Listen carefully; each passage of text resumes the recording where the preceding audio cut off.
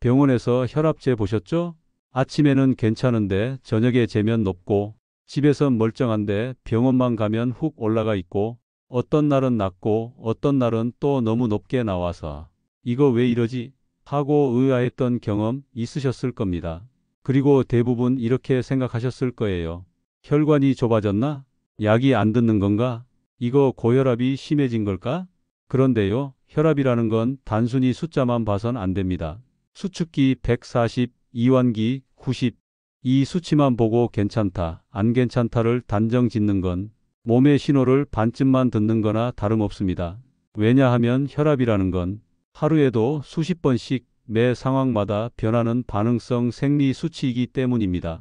즉, 혈압은 내가 지금 어디 있는지, 긴장하고 있는지, 배가 고픈지, 수면을 잘 했는지, 심지어 어떤 생각을 하고 있는지에 따라서도 달라집니다. 그래서 의사 입장에서도 혈압 수치는 그 자체보다 언제, 어떤 환경에서, 어떤 흐름으로 올라갔는지가 훨씬 더 중요합니다. 안녕하세요. 재활의학과 전문의 정우진입니다. 20년 가까이 만성질환, 생활습관 질환 환자들을 진료해오면서 가장 많이 받는 질문이 왜 혈압이 약 먹어도 오르냐는 이야기였습니다. 그 질문에 대한 해답을 오늘 이 영상을 통해 자세히 풀어드리려고 합니다. 혈압이란 수치는 단순히 혈관이 좁아지거나 굳어서만 생기는 게 아닙니다. 오히려 우리 몸 안에 있는 호르몬 시스템, 자율신경계, 감정 반응, 수면 리듬 같은 보이지 않는 내부 작용들이 훨씬 더 크게 작용하는 경우가 많습니다. 그렇기 때문에 약을 먹어도 혈압이 계속 불안정하다고 느껴지신다면 이제는 혈관 밖의 원인들을 들여다보셔야 합니다. 지금부터 그 말씀을 드리겠습니다. 혈압을 움직이는 보이지 않는 힘들, 즉 우리 몸 안에서 혈압을 밀어올리는 숨은 요인들을 하나하나 알려드리겠습니다. 이 영상이 도움이 되셨다면 구독과 좋아요 부탁드리고 혈압으로 고민 중인 가족이나 지인에게도 꼭 공유해 주세요. 작은 습관 하나가 큰 변화의 시작이 될 수 있습니다. 혈압약을 먹고 있는데도 수치가 들쭉날쭉하거나 집에서 잴 땐 괜찮은데 외출만 하면 올라가고 어떤 날은 약을 먹고도 혈압이 150을 넘긴다. 이런 분들 꽤 많으실 겁니다. 이럴 때 대부분은 약의 용량을 의심합니다. 약이 약한가? 약이 안 듣는 체질인가? 이제 약을 2알 먹어야 하나? 하지만 꼭 그렇지만은 않습니다. 실제로 진료실에서 보면 혈압이 불안정한 분들 중 상당수는 약의 문제가 아니라 몸의 반응 시스템 문제인 경우가 많습니다. 우리가 먹는 혈압약은 혈관을 넓히거나 심장의 부담을 줄이거나 콩팥의 염분 배출을 돕는 방식으로 작용합니다. 즉 혈압이라는 결과에 작용하는 약이지 그걸 올리는 원인을 완전히 없애주는 약은 아니라는 뜻입니다. 특히 몸속에는 혈압을 스스로 조절하는 여러 시스템들이 있습니다. 대표적인 게 부신호르몬, 자율신경계, 체액 밸런스, 그리고 감정 상태와 수면의 질입니다. 예를 들어 스트레스를 받으면 아드레날린, 코르티솔 같은 스트레스 호르몬이 증가합니다. 이 호르몬들은 혈관을 수축시키고 심박수를 높이며 일시적으로 혈압을 올립니다. 이건 위협에 대응하기 위한 우리 몸의 생리적인 방어 반응입니다. 그런데 문제는 이 스트레스가 일상적으로 반복되면 혈압이 계속 올라가 있는 상태가 유지된다는 겁니다. 이건 약으로 잡을 수 있는 문제가 아닙니다. 근본적으로는 자율신경과 호르몬계의 균형이 무너진 상태죠. 또 하나 중요한 건 수면입니다. 밤에 잠을 잘 못 자면, 특히 수면 무호흡증이나 얕은 수면 상태가 반복되면 몸은 깊은 회복 상태에 못 들어가고 그 대신 스트레스 상태를 유지하게 됩니다. 그러면 낮 동안 혈압이 쉽게 올라가고 이완이 잘 안 됩니다. 이런 분들은 아침에 일어날 때부터 머리가 무겁고 뒷목이 뻣뻣하다고 하시거나 자고 일어났는데 오히려 혈압이 높아졌다고 말씀하십니다. 이건 수면 중에 교감신경이 계속 활성화된 결과입니다. 그리고 간과되기 쉬운 게 바로 감정 상태입니다. 혈압은 굉장히 예민한 수치라 작은 긴장감이나 불편한 대화만으로도 몇 분 사이에 1020 이상이 오르기도 합니다. 실제로 병원 대기실에서 혈압을 재면 높게 나오다가 안정된 공간에서 10분만 쉬고 재면 다시 정상으로 돌아오는 경우가 많습니다. 그만큼 혈압은 순간의 컨디션과 심리 상태에도 크게 좌우되는 지표라는 걸 꼭 기억하셔야 합니다. 그리고 마지막으로는 약의 시간대 문제입니다. 혈압약을 아침에만 복용했는데 저녁 무렵이나 새벽에 혈압이 오르는 분들도 계십니다. 이럴 경우엔 약의 지속 시간을 체크하고 복용 시간이나 종류를 조정할 필요가 있습니다. 의사와 상의해서 하루 2번 나눠 먹는 방법, 야간형 고혈압에 맞는 약제 조합을 찾는 것도 방법입니다. 정리하자면 약을 먹어도 혈압이 오르내리는 이유는 단순히 약의 문제라기보다는 몸의 자율신경 균형, 스트레스와 감정 반응, 수면의 질, 호르몬 조절 문제, 약 복용 시간대와 패턴, 이렇게 다양한 요인이 복합적으로 작용하기 때문입니다. 그래서 이제부터는 약을 더 먹어야 하나? 만 고민하지 마시고 몸이 보내는 신호와 생활 패턴을 함께 점검해 보셔야 합니다. 이제 다음으로는 이 혈압을 올리는 숨은 주범 중 하나, 부신 호르몬에 대해 좀 더 자세히 설명드리겠습니다. 혈압을 올리는 원인 중에서 가장 많이 간과되는 것, 바로 호르몬입니다. 특히 부신에서 분비되는 호르몬들이 혈압에 얼마나 큰 영향을 주는지 모르고 계신 분들이 많습니다. 부신은 우리 몸의 신장 위쪽에 딱지처럼 붙어 있는 작은 내분비기관입니다. 크기는 작지만 기능은 아주 큽니다. 특히 스트레스 상황에서 우리 몸을 지켜주는 코르티솔, 아드레날린, 알도스테론이라는 핵심 호르몬을 분비합니다. 이 중에서도 혈압과 가장 밀접하게 관련 있는 게 코르티솔과 알도스테론입니다. 먼저 코르티솔은 흔히 스트레스 호르몬이라고 불리죠. 우리가 스트레스를 받거나 수면이 부족할 때, 몸이 위험을 감지했을 때 코르티솔이 확 올라갑니다. 이 호르몬은 혈당을 올리고 면역을 억제하고 무엇보다 혈관을 수축시키고 심박수를 증가시킵니다. 이게 단기간이면 괜찮습니다. 하지만 중년 이후 만성 스트레스 상황이 반복되면 코르티솔 수치가 항상 높게 유지되면서 혈압도 함께 높아지는 패턴이 만들어집니다. 특히 코르티솔은 아침 시간대에 자연스럽게 올라갔다가 저녁이 되면서 서서히 내려가야 정상인데, 만성 스트레스를 받는 분들은 저녁까지 코르티솔이 떨어지지 않고 유지되죠. 그 결과 밤에도 교감신경이 과활성화되고 수면 중 혈압이 내려가지 않고 아침에 일어나자마자 혈압이 높아져 있는 상태가 계속됩니다.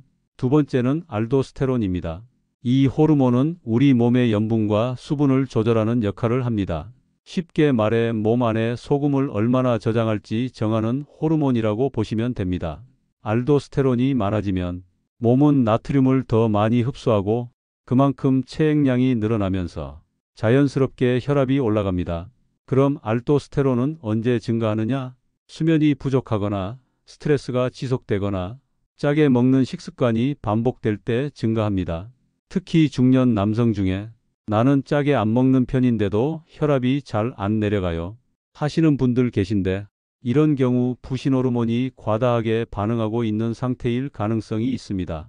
실제로 고혈압 환자 중 원발성 알도스테론증이라고 해서 알도스테론이 과다하게 분비되는 호르몬성 고혈압이 진단되는 경우도 꽤 많습니다. 진료실에서는 흔히 보이는 건 아니지만 약을 2가지 이상 쓰는데도 혈압 조절이 안 되는 분이라면 이 가능성을 꼭 고려해 봐야 합니다. 또 부신 호르몬은 단독으로 움직이는 게 아니라 자율신경, 수면의 질, 식습관과 서로 영향을 주고받습니다. 그래서 낮에 받는 스트레스가 밤에 잠을 얕게 만들고, 그게 또 다음날 코르티솔을 높이고, 이게 다시 혈압 상승으로 이어지는 스트레스 호르몬 혈압의 고리가 형성됩니다. 이 고리를 끊기 위해서는 약만으로는 부족합니다. 오히려 호흡, 수면, 식습관, 염분 섭취, 심리적 이완 같은 생활 전반을 조정하는 방식이 필요합니다. 그래서 다음으로는 이 부신 호르몬과 함께 작용하는 또 다른 중요한 요소, 바로 수면의 질에 대해 어떻게 혈압과 연결되는지 자세히 설명드리겠습니다. 잠만 잘 자도 혈압이 달라집니다. 이 말을 들으면 많은 분들이 고개를 갸웃하세요. 잠이 혈압하고 무슨 상관이 있느냐는 반응이죠. 그런데 실제로 수면의 질과 패턴은 혈압 조절에서 절대 빼놓을 수 없는 요소입니다. 특히 5060대 이후에는 잠자는 방식 자체가 달라집니다. 깊은 잠이 줄고 자주 깨고 수면의 구조가 얕아지면서 신경계와 혈압에도 직접적인 영향을 주게 됩니다.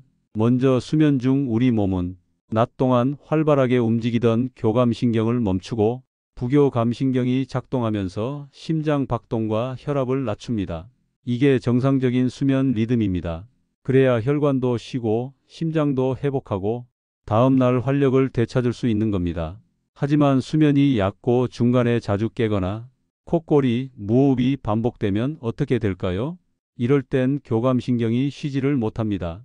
숨이 막히는 순간마다 아드레날린이 분비되고 그때마다 혈압이 순간적으로 솟구칩니다. 이게 하루 이틀이 아니고 매일 밤 반복된다면 몸은 밤에도 스트레스 상태를 유지하게 되고 아침에 눈을 떠도 피로하고 기상 직후 혈압이 높게 나오는 이유가 되는 겁니다. 실제로 수면 무호흡증이 있는 분들 중 혈압 조절이 안 되는 경우가 많습니다. 심하면 하루 종일 혈압이 불안정해지고 고혈압약을 복용해도 수면이 개선되지 않으면 혈압이 안정되지 않습니다. 또 하나 중요한 건 수면 부족이 코르티솔 분비를 증가시킨다는 사실입니다. 잠을 5시간 이하로 자거나 한밤중에 자주 깨는 습관이 있는 분들은 아침 코르티솔 수치가 비정상적으로 올라가고 이게 다시 혈압 상승을 자극하는 원인이 됩니다. 환자분들 중에 자는데 심장이 두근거려요. 자다 보면 숨이 턱 막히고 깨요.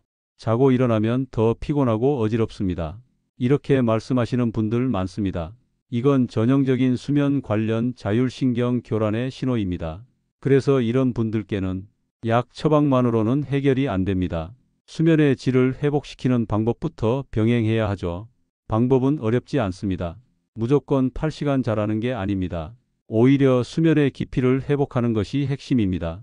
첫째, 취침 2시간 전 전자기기 끄기. 휴대폰, TV, 밝은 조명은 뇌를 각성 상태로 유지시킵니다. 대신 간접 조명, 조용한 음악, 따뜻한 물로 족욕을 하면 부교감신경이 올라오고 잠이 쉽게 들 수 있습니다. 둘째, 자기 전 따뜻한 물 한 잔, 체온을 살짝 올려주면 몸은 반사적으로 체온을 낮추고 이 과정에서 졸음 유도가 자연스럽게 일어납니다. 셋째, 늦은 시간에 과식, 음주, 과일 섭취 피하기. 위장이 계속 일을 하면 몸 전체가 이완되지 못하고 혈압과 심박수가 높게 유지됩니다. 이렇게만 바꿔도 3일, 일주일, 한 달 뒤 수면 중 혈압과 아침 혈압이 확실히 달라지는 걸 느끼실 수 있습니다. 정리하자면 혈압은 낮에만 조절하는 게 아닙니다. 밤에 얼마나 잘 쉬느냐, 얼마나 깊이 자느냐가 다음 날 혈압을 결정짓는 핵심 변수입니다. 이제 다음으로는 긴장하면 혈압이 오른다는 말의 정확한 의미, 즉 긴장성 혈압과 감정 반응이 실제로 혈압을 어떻게 움직이는지 알려드리겠습니다. 병원에서 혈압을 재면 항상 높게 나와요. 집에선 멀쩡한데 이상하게 밖에만 나가면 혈압이 올라가요. 이런 이야기 많이 들어보셨을 겁니다. 이게 바로 우리가 흔히 말하는 긴장성 고혈압 또는 백의고혈압이라는 현상입니다. 이건 혈압계가 고장 났다거나 약이 안 듣는 게 아닙니다. 정상적인 몸의 반응입니다. 우리는 긴장하면 혈압이 올라가게 설계되어 있는 존재예요. 왜냐하면 몸은 위협이나 낯선 환경을 감지하면 생존을 위해 교감신경을 활성화하고 심장 박동을 빠르게 만들고 혈관을 수축시켜서 순간적으로 혈압을 올리는 시스템을 가지고 있기 때문입니다. 문제는 이 반응이 너무 자주, 너무 예민하게 나타나거나 그 상태가 오래 지속될 때 생깁니다. 즉, 마음은 별일 없다고 느껴도 몸은 비상 상황으로 받아들이고 있는 겁니다. 대표적인 예가 병원입니다. 하얀 가운을 입은 의사, 낯선 공간, 건강검진에 대한 긴장감이 혈압을 순간적으로 올리는 요인이 됩니다. 그래서 병원에서 재면 15만 160까지 나오는데 집에서는 12만 5,130인 분들이 계시죠. 이런 경우 진료실에서는 혈압약을 바로 늘리지 않습니다. 집에서 아침 저녁으로 일정하게 측정한 수치 그리고 하루 평균 흐름을 더 중요하게 봅니다. 또 한 가지 자주 나타나는 게 감정 반응형 고혈압입니다. 이건 스트레스 상황이나 불쾌한 감정, 심지어는 분노나 슬픔 같은 감정만으로 혈압이 확 올라가는 상태입니다.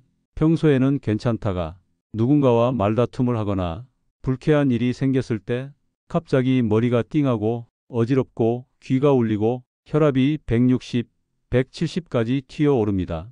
이런 분들 중 일부는 나는 분노 조절이 안 되면 혈압부터 올라요. 어떤 말을 들으면 가슴이 두근거리고 숨이 찹니다. 이렇게 표현하기도 합니다. 이건 단순한 감정 문제가 아닙니다. 몸의 신경계가 감정에 과도하게 반응하는 상태이고 그 결과가 혈압 수치로 나타나는 겁니다.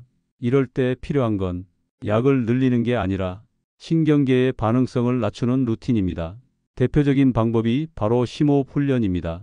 하루에 5분 숨을 깊게 들이마시고 천천히 45초 이상 내쉬는 폭식 호흡을 반복하면 교감신경이 차분히 가라앉고 부교감신경이 올라오면서 자연스럽게 혈압도 내려가기 시작합니다. 실제로 연구에서도 심호흡 훈련만으로 수축기 혈압이 평균 10 이상 낮아진 사례들이 있습니다.